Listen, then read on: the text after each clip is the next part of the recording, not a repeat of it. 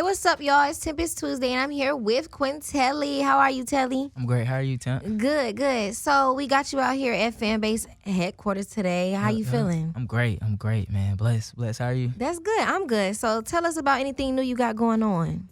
So right now, I got a new single dropping January 26th called In Your City. Okay. Yep. So we gon' really, I'm just flooding it. I'm flooding the market this year, so y'all can just expect multiple singles, projects. But right now, In Your City, January 26th. And In Your City, what that mean? Man, it's just on the hook. It's say I just touched down in your city, come fuck with me, man. So it's just on some cool, like I fuck with you. I'm in your city, pop out. I'm trying to see you. I'm trying to vibe. Like, shit, let's kick it. So how do you feel when a female hits you up and letting you know that she in your city and she want to come see you? How you feel about that? Man, it depends on who it is. It depends on look. If you a vibe, man, it's like all right. But if you ain't hitting on that, I'm like I'm straight. Okay. I got work. So Telli, what inspired you to get into the music industry from the top to now? Really, just to be completely honest, I feel like music has always kind of ran in my family. My mom was a singer, and kind of how it started. Just a little background story. It was one day.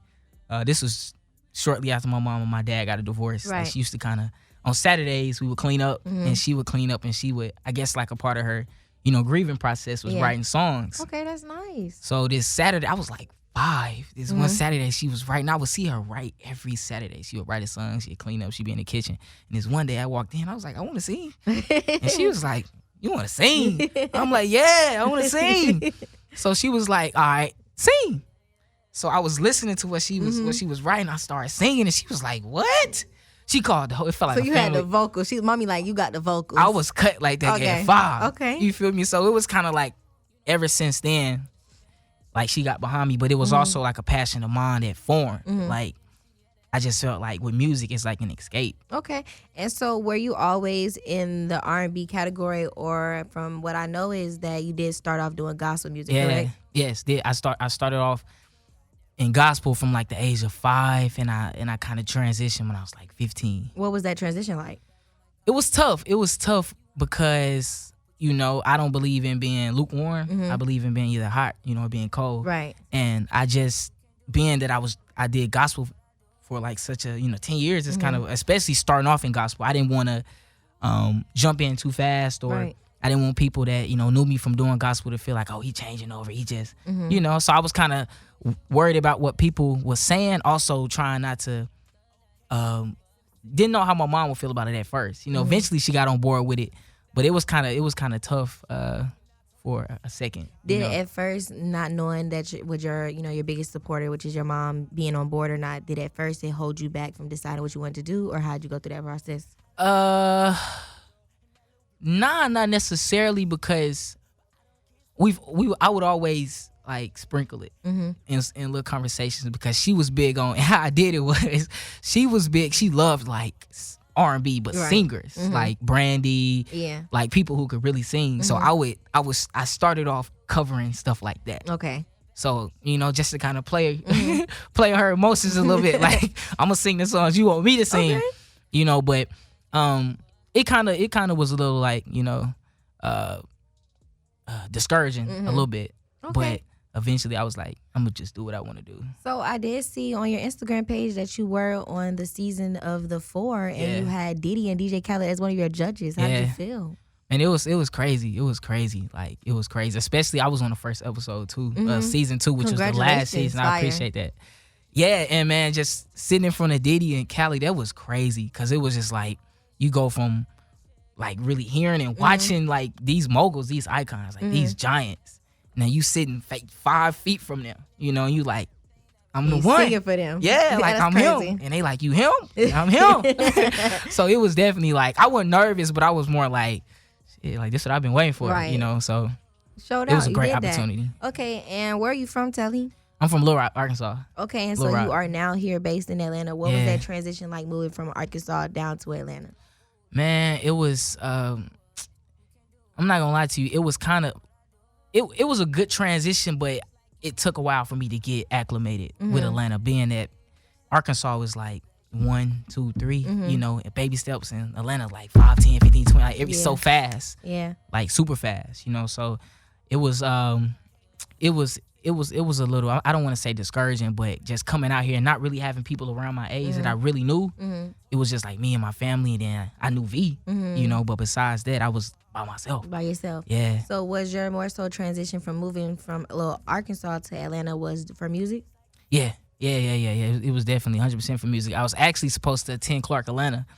I got accepted into Clark right before pandemic hit. Yeah. And it was crazy. I had did my room and board. I had started shopping for like my dorm, all of that, man, like covers, all type of stuff. And then they shut it down.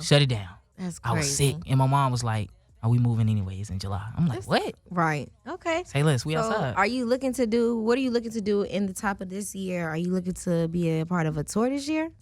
Yeah, for sure. I definitely wanna break into, you know, opening up for somebody, you know, and then eventually kind of putting together my own little, you know, tour, I guess, within the cities that kind of fuck with me the most.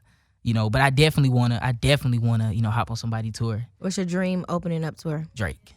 Why? Definitely. I just think one, Drake is my biggest inspiration as far as how I write and my perspective when it comes to how I approach records. On top of, I just relate so much, and I feel like his fan base would just cling to me just because of how, you know, I approach my artistry, things of that nature. Yeah. So due to, you know, you being in R&B, how what was it like with your first heartbreak? And did you write a song? Oh, man. I was fucked up. I was fucked up. I ain't gonna lie to you. My first heartbreak, this was directly after I graduated high school, 2019. Man, it was in November. I remember too. I remember every detail. It was November. My mom is a life coach, and she had a girls retreat. And Shorty was supposed to have came down. She ain't make it. We ended up getting into it somehow. And we broke up that night. I'm talking about, oh my God, I was sick. I'm talking about, I had just got my setup. So who did the breaking up? Was it you? Was it her? It was her. It was definitely her. I was sick, man. Did you chase her? You know what? I jogged a little bit. Because I'm like, what you mean? Where you going? Nowhere. Come here. Spin a block. I ain't gonna cap to you. I was hurt, man. I definitely I had just got my setup like maybe 3 months before that. So I just started recording myself. So I definitely was writing my ass off, writing my tail off, bro. Like, cause I just needed an outlet, you know? And I don't really, like, I talk to people with, like, music, I feel like is the best. And everybody I was talking to was like, man, put it in the songs. And I'm like, all right, man, let me put it in the songs. And I still got some of those songs to this day. So was you at first afraid to put whatever happened into the song because you was afraid of maybe how that might make her feel? Or do you feel like that should even matter when an artist is going through something? You know, or the what? person you're dealing with should just really understand. Yeah, I feel like any person that deal with any artist should know you probably gonna be in a song. Yeah. You know, whether that's, you know, whether you portrayed it good or bad, you know, like however the situation turns out, whatever emotions is sparked from your relationship, 9 times out of 10, you're gonna be putting a song. Okay. For sure. Okay. For sure. I feel like that should be expected. I'm hearing that you have this song called Rent Free. Was this girl living rent free in your head for a little bit? Hell yeah. I'm talking about sleep, wide awake, rent free. I could not get Shorty out my head. Okay, so go ahead and shout Rent Free out. We're gonna definitely play that real quick. Man, y'all tuning in to Rent Free by Telli. Man, one of my favorite records from my catalog. Hope y'all fuck with it. Let's get it. All up in my head, rent free. Fucking with my energy. Cause you been living rent free. Oh, babe. Yeah. Never should've gotten involved. Deleted pictures out my phone. Hesitating if I should call. Oh, babe. Cause baby, if you don't pick up, I'ma take it personal. Girl, you know I go to. So that was Rent Free with Telli, and that shit was fire, Telli. Appreciate it, Tim. Appreciate you. Thank you for coming by and fucking with me today. So I appreciate you for shout having out me. Fan Base. How do you feel about Fan Base? What do you know? Man, shout out to Fan Base. I know it's black owned. My dog Temp. is here.